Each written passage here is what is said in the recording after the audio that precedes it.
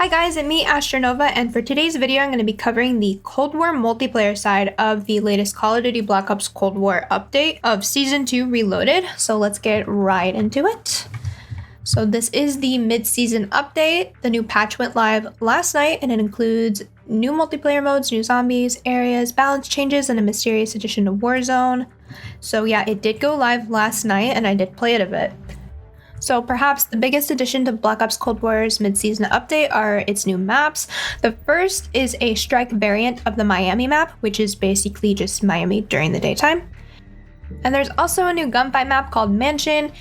The real start of the Season 2 Reloaded patch is the new Goloza map. This map is designed for multi-team battles and even includes a new version of hardpoint that accommodates 40 people spread across several different teams all vying to capture the point. It should make for massive and chaotic games. Very different experience from Black Ops Cold War's other modes. That will be exciting to try, and now let's get into the actual patch notes. So starting with assault rifles, the Krig 6 has improved visibility while firing an ADS, complete tuning pass on weapon accuracy, weapon movement, and visual clarity while firing with any optic attachment, addressed instances of the weapon feeling floaty when firing for a prolonged amount of time. The FFAR has been buffed a bit with increased ballistic speed by 12.8%. I actually didn't know what they meant by ballistic speed, so I did Google it, and everything that kept popping up was bullet velocity, which I did assume, but it is weird to see that they're calling it ballistic speed in the patch notes. But yeah, and I also should note that all weapon tuning mentioned in these patch notes are for Cold War multiplayer only, so this does not apply to Warzone. So next we have the Goloza with increased maximum damage range by 40%, and for assault rifle attachments, complete tuning pass on muzzle and underbarrel attachments that affect recoil on assault rifles. For submachine guns, we have the Milano with increased mid-range damage by 10%, increased mid-range damage range by 33%, increased sprint outspeed by 14.2%. It's Modern Warfare.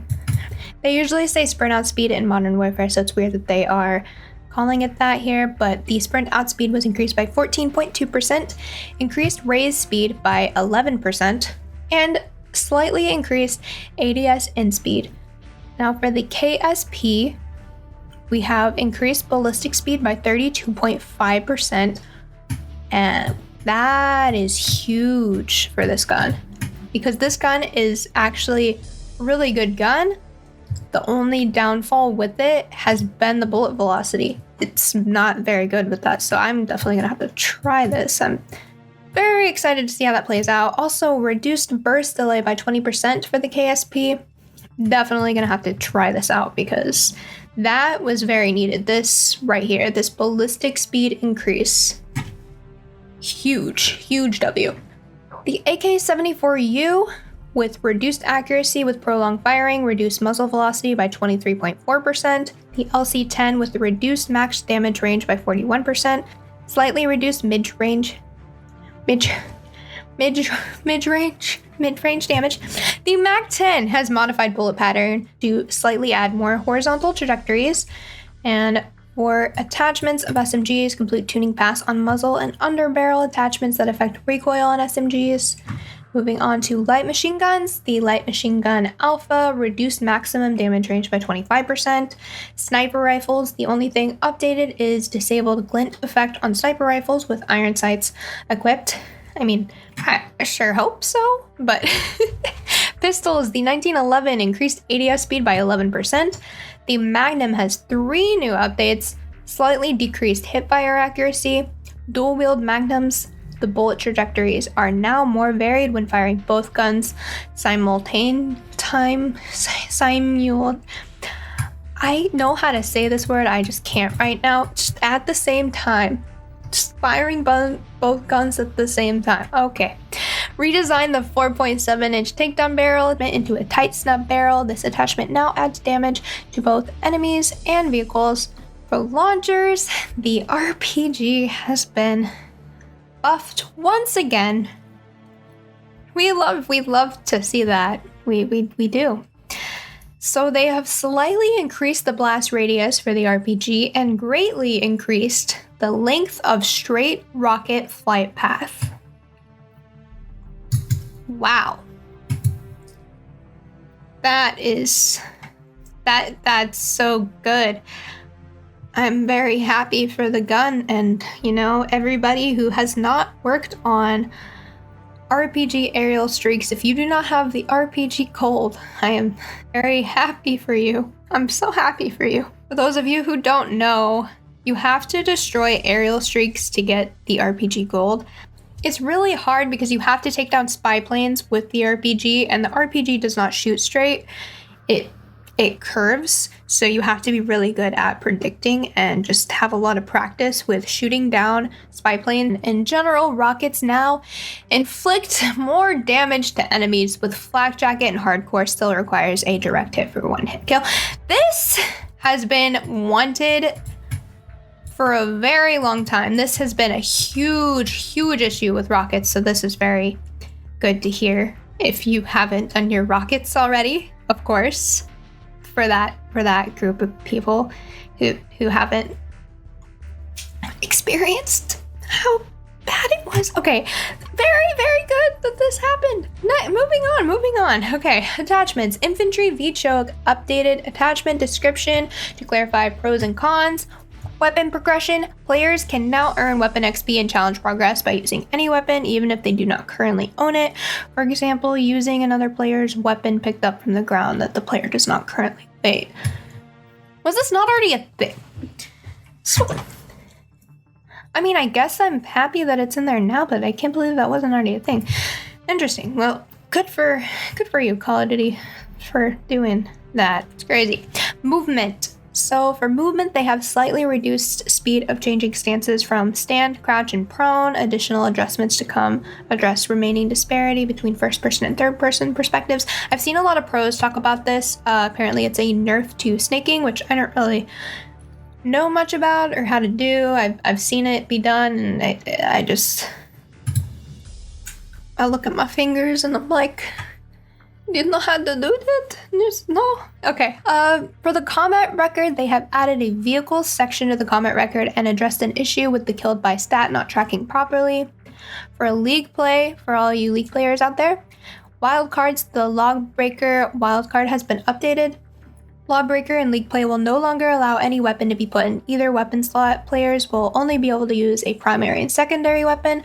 Lawbreaker will now only allow players to equip multiple perks from the same perk category. I do use this function a lot. I actually do find myself not using this feature in regular multiplayer, but if I have Lawbreaker equipped, it'll usually be for this reason, to add multiple perks from the same category. Perk greed is now restricted completely. Match suspensions. Players who quit out of active matches or are kicked for friendly fire will now be issued a matchmaking suspension for a period of time.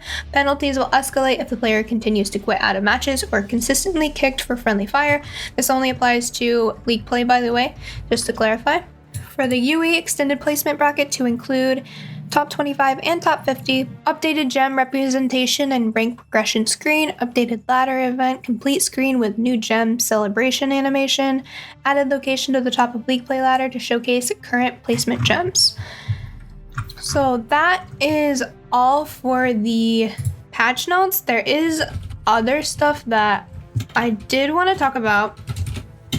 So there is a new sniper coming to Cold War, and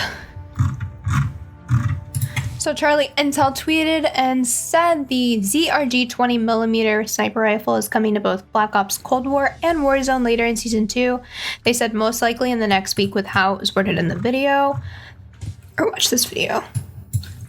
And just like in multiplayer and zombies, the new ZRG 20mm sniper rifle will be available to use in Warzone loadouts once unlocked. There have also been people in the community, like Rhymes, for example, who is talking about how some people are able to get the DLC sniper bundle, which I have seen a lot of people talking about this on Twitter. Not everyone is getting the new sniper, but some people are, so I think it's fair to release it now since she did the same for the crossbow. So I don't know too much about that at the moment. So see some other tweets about the latest update. So the playlist update, Miami Strike 24/7 is a thing, multi-team hardpoint on the new map Goloza and Mosh Pit. Prop Hunt is back, snipers only is still in the game, as well as Nuketown 24/7. I don't think they're ever gonna take those out because we love them so much.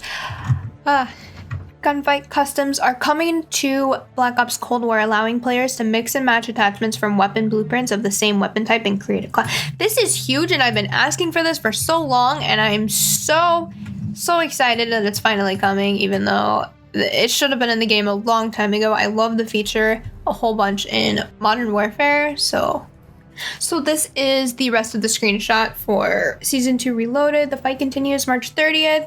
As you can see, all of the things. New maps, new props. With Prop Hunt returning, there's 2 new operators. The new sniper is coming. New vehicle. Zombies map, night. New intel, objective. Warzone, a new threat in Verdansk. New multiplayer maps, that includes the Miami Strike, Daytime Miami, Mansion, the Gunfight map, and the Goloza with the new multi-team hardpoint thingy mode. Multi-team hardpoint, yeah, that is what it's called. Multi-team hardpoint mode will be on that map, and a gunfight tournament is coming. Nice. Blueprint gun game. That sounds... I like the thought of this. I like the thought of this. And that is all for the patch notes. Make sure to like this video if you enjoyed and comment, because I like reading your comments. Let me know what you think on the latest update of Cold War multiplayer. I'm also curious to know how many of you have gotten the sniper on accident. Let me know in the comments, and I'll see you next time. So thank you for watching. No, yeah. Already said I'll see you next time, but I'll say it. I'll see you next time. You know, whatever that may be. I'm gonna end the video now. Thanks. Bye.